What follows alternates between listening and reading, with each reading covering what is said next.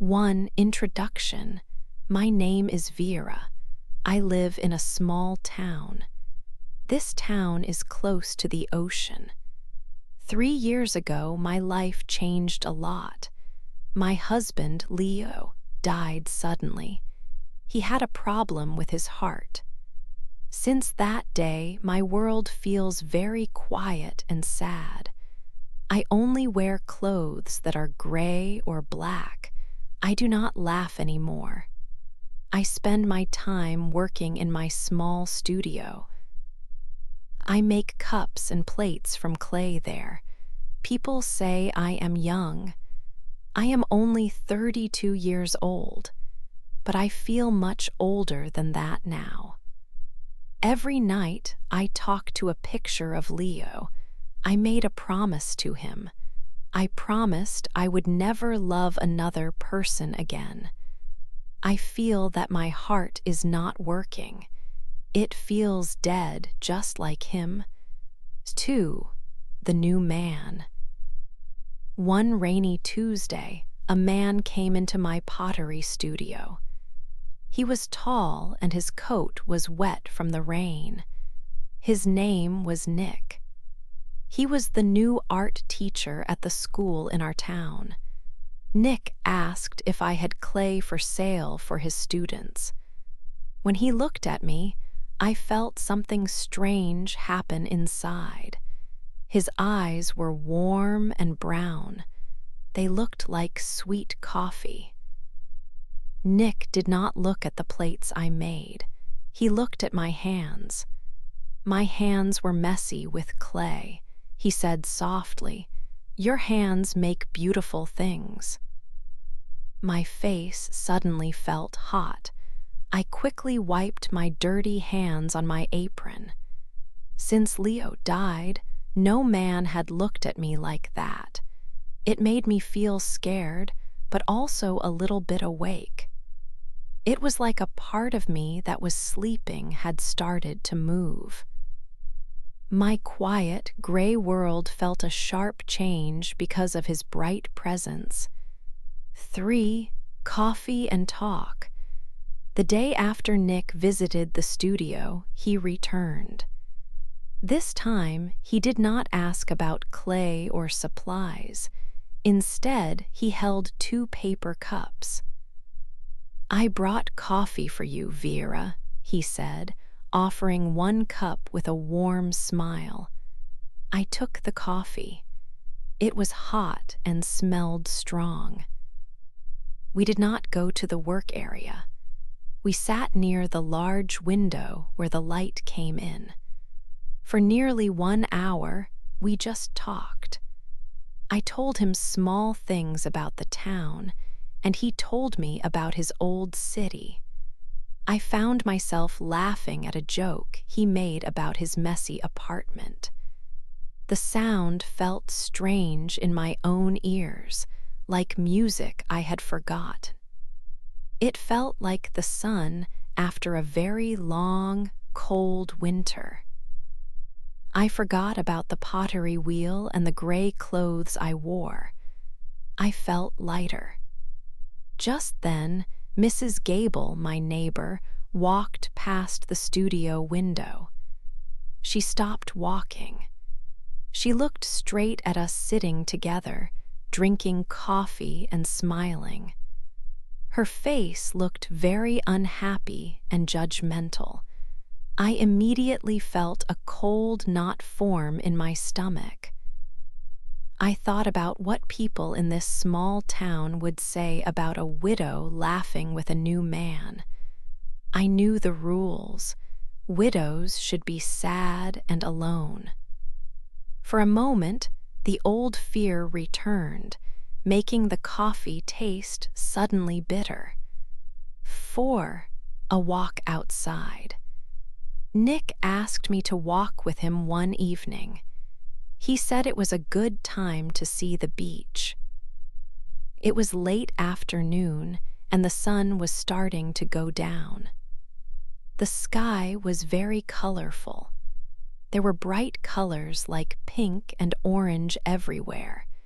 It was beautiful to see after my quiet life. We walked slowly on the sand. We were near each other. Sometimes our arms touched when we walked. When this happened, I felt a strange, quick feeling, like a small electric shock. It made me nervous, but also excited. I had not felt this kind of energy in a long time. Nick stopped walking. He turned to face me. The wind moved his hair around his face. He looked directly at my lips. I knew what he was thinking, and maybe I wanted it too. I wanted him to kiss me. It felt like the right moment to start something new.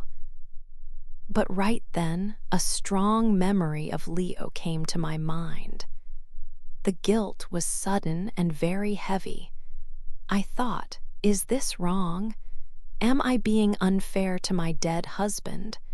The feeling was too much for me. I stepped away from Nick very fast. I whispered that I needed to leave right away. I turned and ran from the beach, away from the chance for a new relationship. 5 people talk. After the walk on the beach, things in my small town changed. People noticed. When I went to the market to buy food, I started to hear things. The whispers were everywhere, like small, sharp sounds. People looked at me differently now. I heard comments about forgetting my late husband too quickly. One woman said I was moving on too soon. These words felt like small cuts. I wanted to stay inside my pottery studio all the time. I felt judged for feeling a little bit alive again.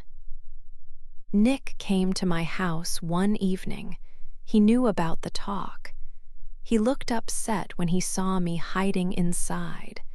He stood at my door and spoke with a strong voice.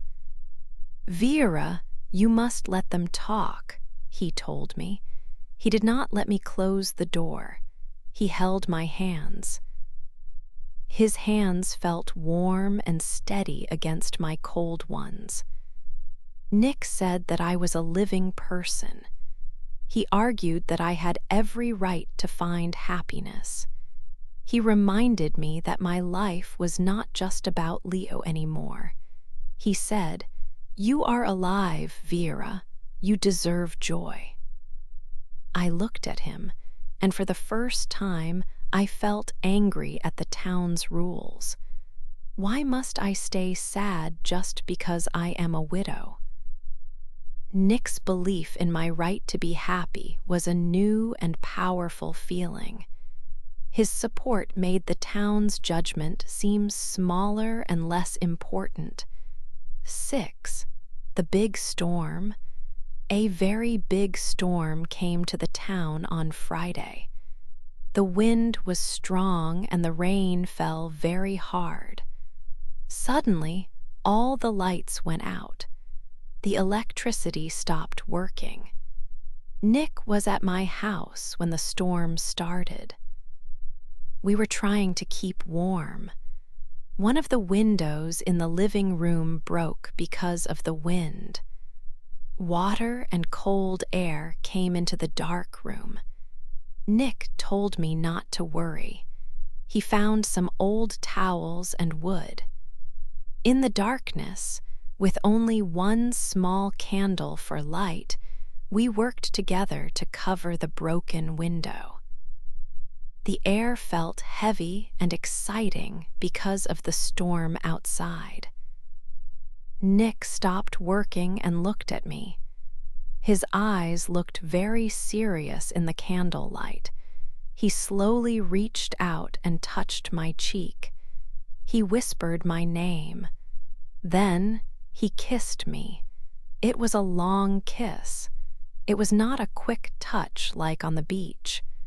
This kiss was deep and full of feeling. All the sadness I felt for many years seemed to disappear for a moment. I did not move away this time. I kissed him back. We spent the rest of the night together in my bedroom. The sound of the rain hitting the roof was very loud. We held each other close. While the storm was strong outside, we found a moment of passion and connection inside the quiet house. 7. Sad morning. I woke up when the room was bright. Nick was sleeping next to me. For a very short moment, I felt a warm happiness. Then my eyes moved to the wooden dresser. Leo's photograph was sitting there, looking at me. The wave of shame was very strong. It felt like cold water filling my whole body. I started to cry without making a loud noise at first. Nick moved and opened his eyes. He saw my face wet with tears. He knew immediately that something was wrong. He sat up slowly. "What is it, Vera?" he asked softly. I looked away from him and towards the photo again. "I can't do this," I whispered. My voice was thick with tears. "I feel like a bad person. I feel like I cheated on Leo." The feeling of betrayal was overwhelming. I told him that he needed to leave my house. I could not look at him anymore. Nick looked very sad, like someone had broken something important. He did not argue with me.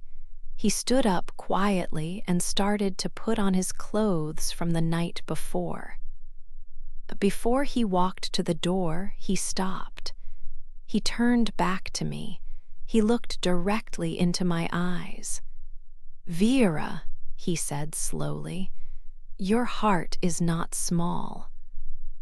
Loving me does not mean you stop loving him. Your heart is big enough for both feelings, for both loves." He waited a moment longer, but I did not speak. He nodded sadly and closed the door behind him. The sound was soft, but it felt final. I was alone again. I looked around my room and everything seemed gray once more. The silence was heavy. 8. A new life. For 2 days, I stayed inside my quiet house. I did not touch my clay. I only thought about what had happened. I looked at the picture of Leo often. He looked happy in the photo. I remembered how much he liked to see me smile.